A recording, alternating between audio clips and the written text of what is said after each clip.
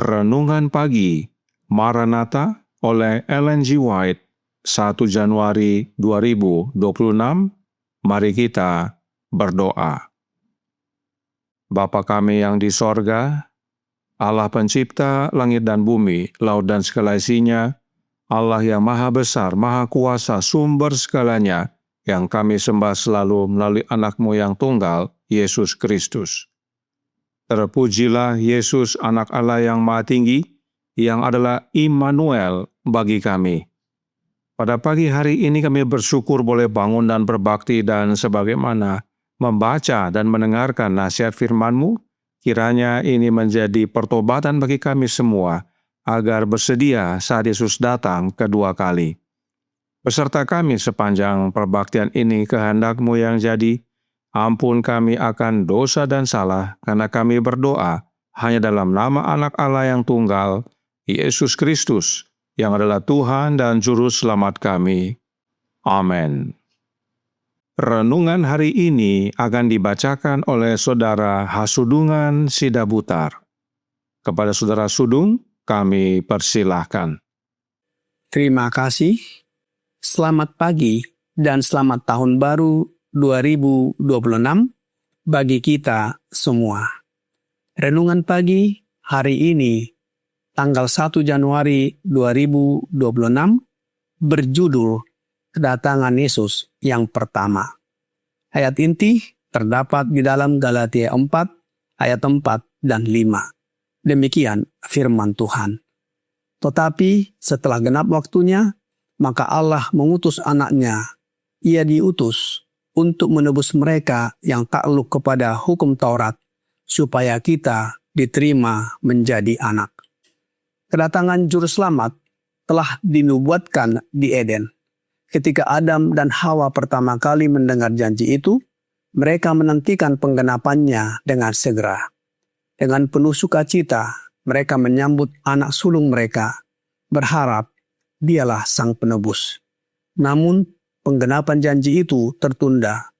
Mereka yang pertama kali menerima janji itu meninggal tanpa melihat kegenapannya. Sejak zaman Henokh, janji itu terus diulang melalui para bapa leluhur dan nabi, menghidupkan terus pengharapan akan kedatangannya. Namun ia belum datang juga. Nubuatan Daniel menyingkapkan waktu kedatangannya, tetapi tidak semua menafsirkan pesan itu dengan benar. Abad demi abad berlalu, suara para nabi terhenti. Tangan penindas menekan berat atas Israel, dan banyak yang berseru, "Sudah lama berselang, tetapi satu penglihatan pun tak jadi." Yehezkiel 12 ayat 22.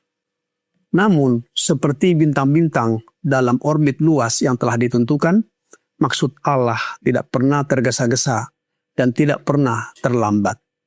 Melalui lambang kegelapan besar dan dapur api yang berasap, Allah telah menyatakan kepada Abraham perbudakan Israel di Mesir dan menegaskan bahwa masa pengembaraan mereka akan berlangsung 400 tahun. Sesudah itu, firman-Nya, mereka akan keluar dengan membawa harta benda yang banyak. Kejadian 15 ayat 14. Melawan firman itu, seluruh kuasa kerajaan sombong Firaun berjuang sia-sia. Pada hari itu juga, yang telah ditetapkan dalam janji ilahi, keluarlah segala pasukan Tuhan dari tanah Mesir. Keluaran 12 ayat 41. Demikian pula dalam Dewan Sorga, saat kedatangan Kristus telah ditentukan. Ketika jam besar waktu menunjuk pada saat itu, Yesus lahir di Bethlehem. Tetapi setelah genap waktunya, maka Allah mengutus anaknya. Pemeliharaan Allah telah mengarahkan pergerakan bangsa-bangsa, arus dorongan dan pengaruh manusia, hingga dunia menjadi matang bagi kedatangan Sang Penebus. Kemudian, Yesus datang untuk memulihkan dalam diri manusia gambar penciptanya. Tidak seorang pun selain Kristus yang dapat membentuk kembali karakter yang telah dirusak oleh dosa. Ia datang untuk mengusir roh-roh jahat yang telah menguasai kehendak. Ia datang untuk mengangkat kita dari debu, membentuk kembali karakter yang rusak menurut pola karakter ilahinya, dan menjadikannya indah dengan kemuliaannya sendiri. Demikian bacaan renungan pagi hari ini. Terima kasih. Tuhan Yesus memberkati. Terima kasih atas penata layanan Saudara Sudung. Tuhan Yesus memberkati. Selamat pagi saudaraku dalam Tuhan. Selamat tahun baru, tahun 2026. Kita patut bersyukur kepada Allah Bapa dan Anak-Nya yang oleh Roh-Nya yang kudus telah memimpin dan menuntun kita sepanjang tahun 2025 hingga kita tiba di hari pertama di tahun 2026 ini. Sungguh benar firman Tuhan yang berkata, segala perkara dapat kutanggung di dalam Dia yang memberi kekuatan kepadaku. Filipi 4 ayat 13. Kami menyampaikan banyak terima kasih kepada seluruh pembaca renungan pagi, baik dari dalam maupun dari luar negeri, yang dengan setia dari waktu ke waktu mendedikasikan penata layanannya dalam mengabarkan firman Tuhan bersama kami. Merupakan suatu sukacita besar dapat bekerja sama dalam menyampaikan kebenaran kepada banyak orang. Kiranya di tahun 2026 ini, kerjasama ini dapat terus berlanjut. Bagi para pemirsa yang rindu bergabung untuk membaca renungan pagi, silahkan menghubungi kami melalui alamat email yang tercantum pada bagian bawah layar. Kepada para pemirsa yang setia mengikuti setiap pekabaran hari demi hari, serta yang telah memberikan masukan dan perbaikan demi peningkatan pelayanan ini, kami mengucapkan banyak terima kasih. Sampai di sini Tuhan telah memimpin kita bersama. Namun, perjalanan masih panjang di depan kita. Karena itu, marilah kita saling mendoakan agar Roh Kristus memimpin kita ke dalam seluruh kebenaran, sehingga kita dapat terus mengabarkan kebenaran demi kebenaran hanya oleh kuasa Yesus. Apabila selama pelayanan di tahun 2025 terdapat hal-hal yang kurang berkenan, kami mohon maaf. Biarlah kita saling mendoakan supaya di tahun 2026 ini kami dapat melayani dengan lebih baik lagi. Sekali lagi, terima kasih saudara-saudariku sekalian. Tuhan Yesus memberkati. Roh Nubuat berkata dalam The Youth Instructor tanggal 3 Januari tahun 1901 paragraf 10 yang berbunyi, ketika Allah memberikan Yesus kepada dunia kita, Dia, yaitu Allah, memberikan seluruh sorga. Karunia ini telah menjamin bagi kita pengangkatan kita ke dalam keluarga Allah. Janji Bapa adalah ya dan amin di dalam Kristus Yesus. Dia tidak akan pernah mengingkarinya. Siapakah Allah yang memberikan Yesus dan siapakah Yesus yang adalah seluruh sorga ini? Fundamentals of Christian Education halaman 85 paragraf 4 berkata, Bapa sorgawimu mempunyai hak atas dirimu, karena tanpa permohonan atau jasa dari pihakmu, Dia memberikan kepadamu karunia pemeliharaannya, dan lebih dari itu, Dia telah memberikan kepadamu seluruh sorga dalam satu karunia, yaitu Anak-Nya yang terkasih. Allah yang dimaksudkan adalah Allah Bapa, dan Yesus yang adalah seluruh sorga adalah Anak-Nya Bapa yang terkasih. Jadi, saat Paulus berkata dalam Galatia 4 ayat 4 yang berbunyi, tetapi setelah genap waktunya, maka Allah mengutus Anak-Nya yang lahir dari seorang perempuan dan takluk kepada hukum Taurat. Allah Bapa harus punya anak terlebih dahulu agar dapat mengutus Anak-Nya. Oleh sebab itu, Roh Nubuat berkata dalam The Desire of Ages halaman 32 paragraf 1 dan 2. Demikianlah dalam Dewan Sorga, jam kedatangan Kristus sudah ditentukan. Manakala jarum besar jam itu menunjuk kepada waktu tersebut, maka Yesus pun lahir di Bethlehem. Tetapi setelah genap waktunya, maka Allah mengutus Anak-Nya. Inilah maknanya setelah genap waktunya, yaitu setelah waktu yang ditentukan telah tiba. Hal yang sama dinyatakan oleh renungan pagi hari ini. Namun, bagaimana sambutan manusia?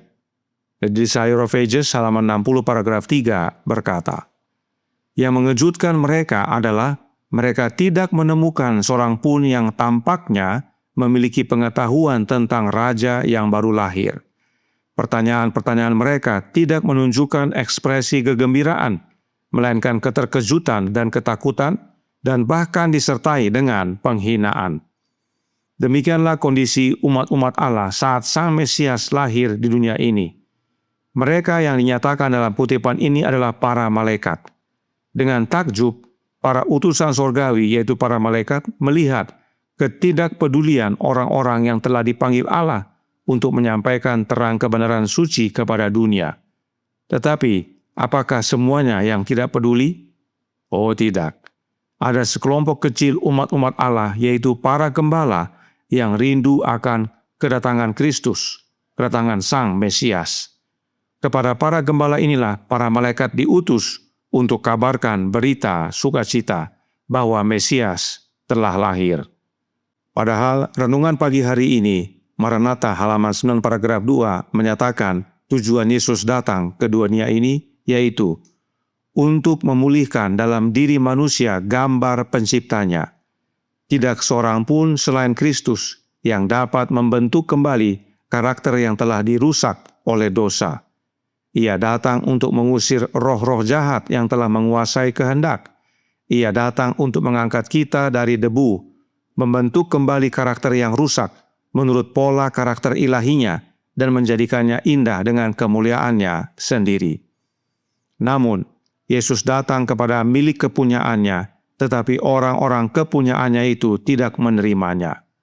Inilah kondisi kedatangan Kristus yang pertama. Mengapa penting sekali kita ketahui akan kondisi ini, khususnya hubungan antara kedatangan Kristus dengan karakter yang perlu dibentuk kembali menurut pola karakter ilahi? Sebab karakter ilahi itulah syarat untuk kita diterima kembali sebagai anak-anak Allah. Roh Nubuat berkata dalam Testimonies for the Church, volume 3, halaman 371 paragraf 2.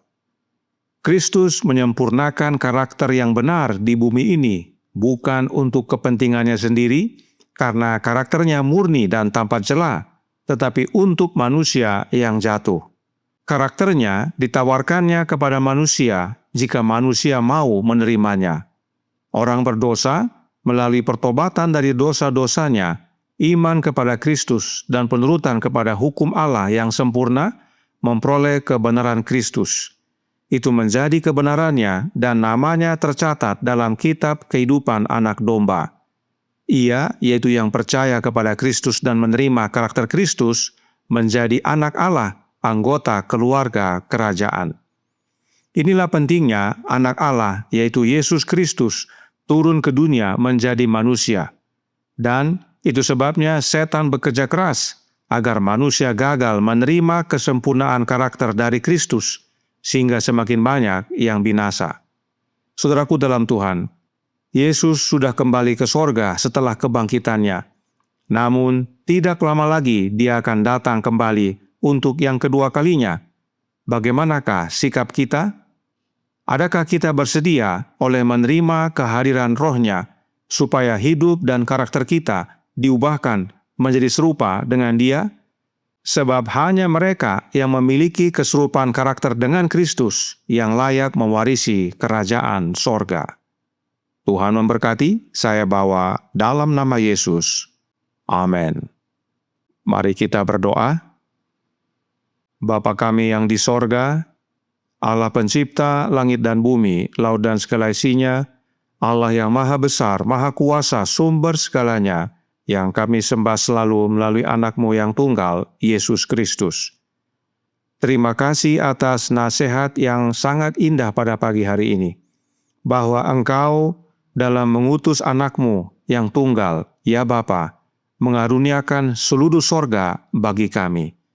Itu oleh karena begitu besar kasih-Mu akan kami manusia yang telah jatuh dalam dosa ini, sehingga barang siapa yang percaya kepada anak-Mu tidak binasa, melainkan beroleh hidup yang kekal. Karenanya tolong kami ya Bapa, karuniakanlah roh anak-Mu dalam hidup ini, Sebab hanya dengan menerima rohnya Kristus, maka tidak hanya kami diubahkan menjadi serupa dengan Dia, tetapi kami juga boleh menjadi pemenang.